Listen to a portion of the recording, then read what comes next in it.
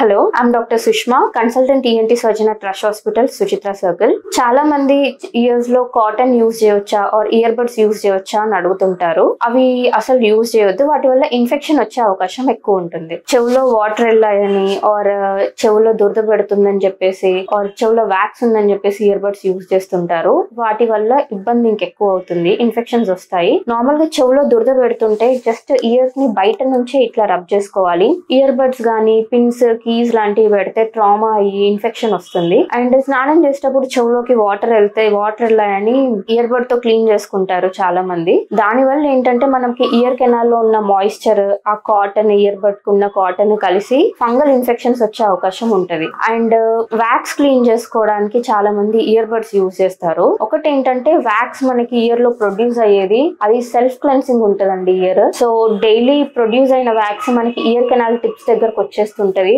దాన్ని just wet cloth తో clean చేసుకుంటే సరిపోతుంది. కొందరికి మాత్రం అది లోపలి అక్యుములేట్ అయిపోయి ఇయర్ పెయిన్ రావడము ఆర్ చెవు బ్లాక్ అయినట్టు వినికిడి తగ్గడము ఆర్ చెవులో రింగింగ్ సౌండ్ రావడం లాగా అవుతుంది. అలాంటప్పుడు మాత్రమే వ్యాక్స్ రిమూవ్ చేయించుకోవాలి. అప్పుడు ఇయర్ బడ్ యూజ్ చేశారనుకోండి క్లీన్ చేయడానికి, ఆ వ్యాక్స్ ని ఇంకా ఇయర్ బడ్ లోపలికి పుష్ చేసి పెయిన్ ఎక్కువ అవ్వడము, ఇబ్బంది ఎక్కువ అవుతుంది.